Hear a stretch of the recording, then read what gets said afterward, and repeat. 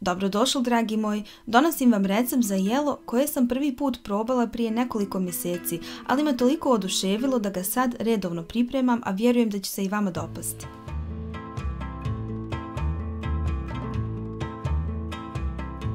Od sastojaka pripremite patliđan, gusti jogurt, znači turski süzme ili grčki jogurt, pastu od bijelog luka ili čehna, janjetinu ili teletinu koja smije biti malo masnija, za marinadu so, biber, crvenu mljevenu papriku i ulje, a za posuti maslac, crvenu mljevenu papriku i ulje. U prvom koraku meso izračite na sitne kockice.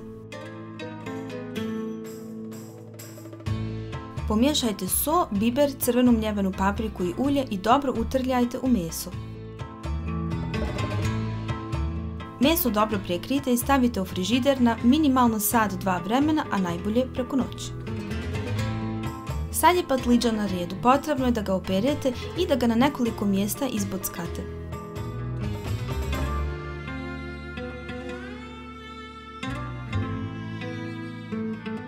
Stavite ga u redu na 250 stepeni, gornji donji grijač na jedno 35 do 40 minuta. S ovim izgledom definitivno neće postati maneken, ali mi ne gledamo na izgled nego na unutrašnje vrijednosti.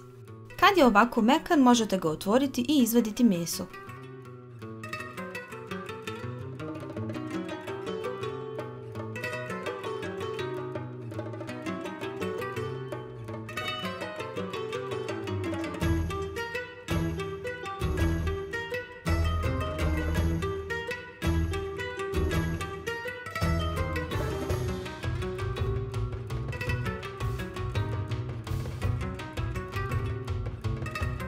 Patliđan se ne pirira, nego se reže na što sitnije komadiće.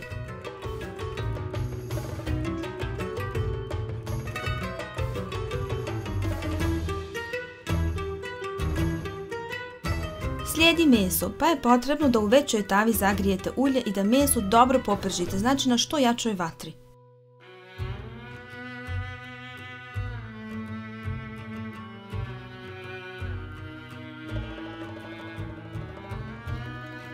Kad je poprimilo lijepu boju, ulijte 50 ml vode, stavite poklopac i smanjite vatru na srednju, kod mene je to 5. stepen od 9. Tim stavite meso jedno 3 do 4 minute, ali ne duže jer nećemo da se isuši. Na kraju umiješajte mali komadić maslaca i meso je spremno.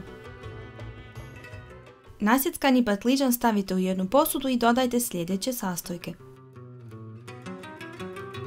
jogurt, so, biber, mentu i bijeli luk.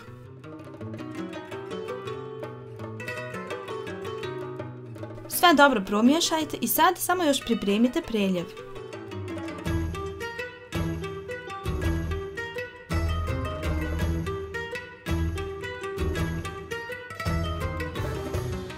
U maloj šerpi otopite maslac i ulje pa dodajte crvenu mljevenu papriku. Nekoliko puta promiješajte i maknite s vatre kako vam paprika ne bi postala gorka.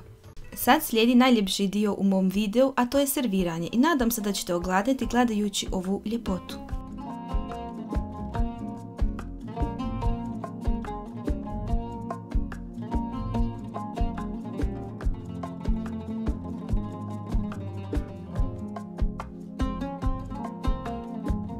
Stvarno vam toplo preporučujem da meso kratko, ali na jakoj vatri popržite zato što mu to daje posebnu aromu koja je bitna za balans u ovom jelu.